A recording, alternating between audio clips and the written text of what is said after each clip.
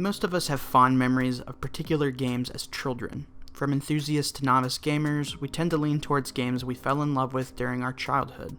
My mom has hilarious stories of waking up a few hours before my dad every day to play the Sonic the Hedgehog in the 90s, when my dad would tell me how excited he was to play the original Doom on 1,000,000 floppy disks on his PC. I vividly remember getting a Sega Dreamcast as a kid and playing the House of the Dead 2 with a light gun on my CRT TV. These memories bring us back to a time where we weren't riddled with the issues of adulthood. A lot of us seem to think that these were the simpler times of our lives.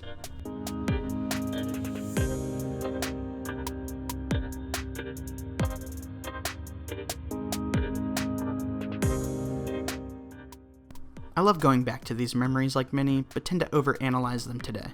Why? Well, I didn't grow up with a Nintendo like most of my friends. I didn't get into Mario or Zelda as a kid. Though I had a Game Boy Color, it wasn't until the Game Boy Advance that I started playing Pokemon. Over time, this instilled a fear of missing out in me. This all changed in 2005 when I received the most wanted gift of the season, the Xbox 360.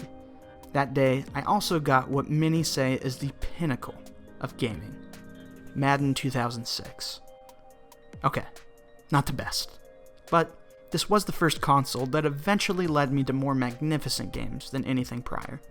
By mid-2007, I was engulfed in Halo 2 multiplayer, drooling over Halo 3's Believe marketing campaign, revving up my Lancer in Gears of War, and saying some horrible shit to other teenagers that I definitely wasn't supposed to say on Xbox Live.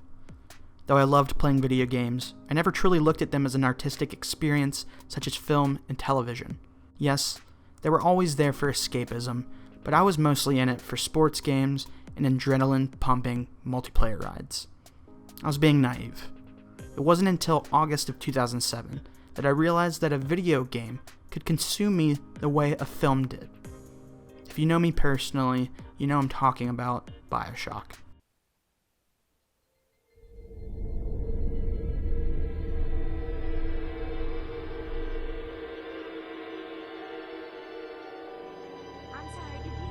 They told me, son, you're special. You were born to do great things. You know what? They were right.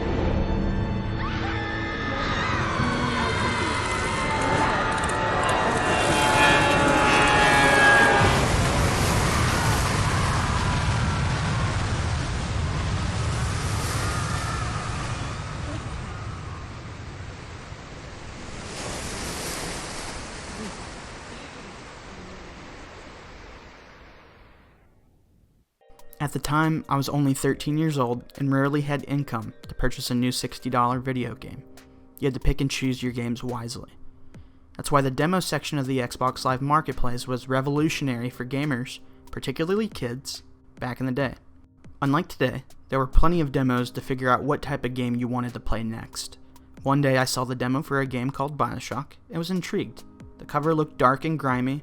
Expecting a horror-driven shooter full of blood and guts at the age of 13, I downloaded it. I was down for some cheap scares. What I didn't expect was to be pulled in by one of the best narratives ever. Now for this video, I'm only going to be focusing on the first level of Bioshock, which is what the entire demo consists of. But I will most likely make another video in the future exploring why Bioshock is my favorite game of all time. The game starts off with the protagonist, Jack, aboard a plane above the Atlantic Ocean in 1960. Mysteriously, the plane crashes and we take control of Jack in the water, barely escaping death. You're the only survivor. With the moonlight shining upon the wreckage, I see something you'd never expect to see in the middle of the ocean, a lighthouse. As I swim to the entrance, I notice how the front door is oddly open. I enter a dark room only to have it light up to an enormous statue of a man with a banner below it with 6 words. No gods or kings, only man. My 13-year-old mind is thinking, what the fuck am I playing? Maybe 2 minutes into the game, and I'm thinking about philosophy and religion? What is this? Well, curiosity strikes, and I realize I have to figure out who this Andrew Ryan is, and why he believes this. So I go down the stairs below the statue, and am welcomed by a bathysphere. Am I going underwater? What the hell's going on? As I enter, little did I know I was about to experience the moment that would change my viewpoint on video games forever.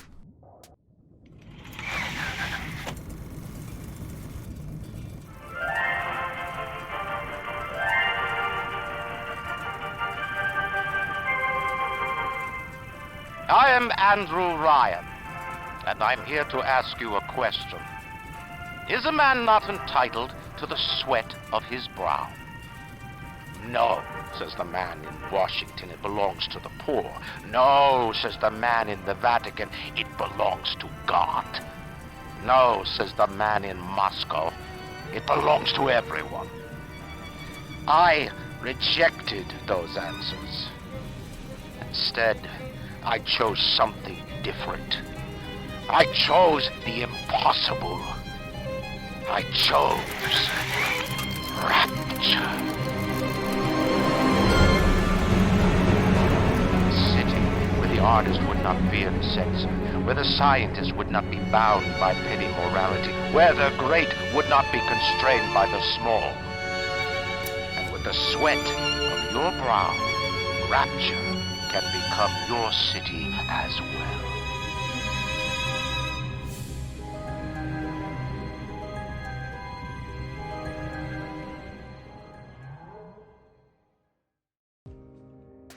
Has a game ever had a better opening than this? Within minutes, we're put in a life or death situation that sets up your character exploring the only thing he can, an entrance to an underwater city by the name of Rapture, created by some crazy yet ambitious man.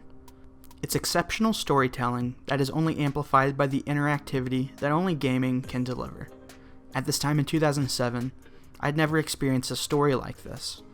I've had friends mention how enthralling particular JRPGs were with games like Final Fantasy VII and Chrono Trigger, but never had I seen a game deliver storytelling with quality that could stand next to the great Hollywood movies we all know and love. Unlike many of those JRPGs, this introduction to Bioshock respects your time and gets you into the world right away.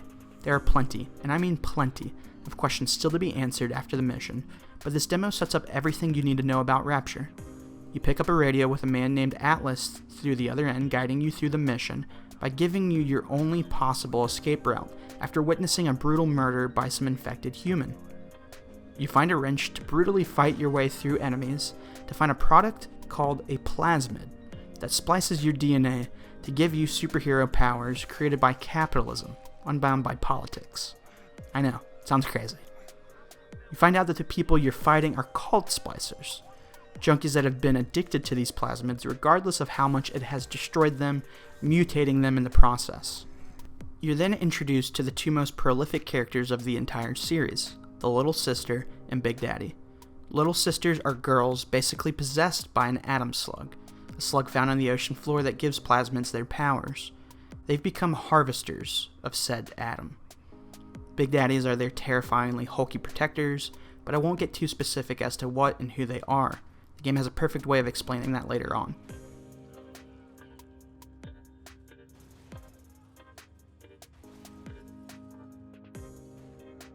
With the help of Atlas, the demo ends with you barely escaping Andrew Ryan's attempt to murder you. At this point, you have your mission. Help Atlas get his family back, and he'll help you escape this madhouse. Now let me tell you, I think I played this demo at least a few dozen times before receiving the game for Christmas. I definitely grew up as a gamer, but this was the moment that made me realize they are so much more than simple interactive games. They can deliver a world that you can explore and uncover its deepest, darkest secrets. As you build up your characters, you become the biggest badass Rapture's ever seen. You can find audio diaries left behind by citizens to paint a picture as to what Rapture once was. Why people felt the need to flee to a city unbound by the constraints of the modern civilized world. Though the game doesn't tell you what political or religious beliefs are good or wrong, it does paint a picture of what extremism can do to a society, something that is far too relevant today, and something I would gather the developers hadn't expected over a decade and a half ago.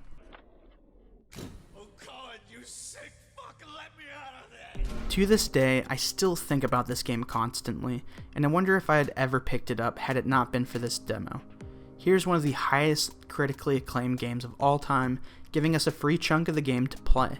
It showed us how much they trusted in the quality of the product, but it also did something else quite special. Much like Apple's reveal of the iPhone, this demo showed us something we might not have known we wanted. Like the touchscreen computer in your pocket, I didn't know I wanted a game to deliver storytelling as good, if not better, than actual gameplay. I feel like there are so many others that fell in love with Bioshock solely because of this demo, and I wish publishers and developers would push for more demos today. With free-to-play games dominating the market, it's proven that free sells. If you believe in the quality of your premium product, one of the best things you can possibly do is give consumers a little taste to what they are missing out on, because I damn well came back for more. Thank you so much for watching my first video. If you liked it, please give it a thumbs up and possibly subscribe. Starting from the bottom, every bit helps. If you are interested in trying out Bioshock yourself, there is a remastered version of the entire trilogy of the franchise on PS4, Xbox One, Nintendo Switch, and PC, and they're regularly on sale. Anyway, I'm going to try to get these videos out as fast as possible, so stay tuned for more content. Thank you again, and have a great day.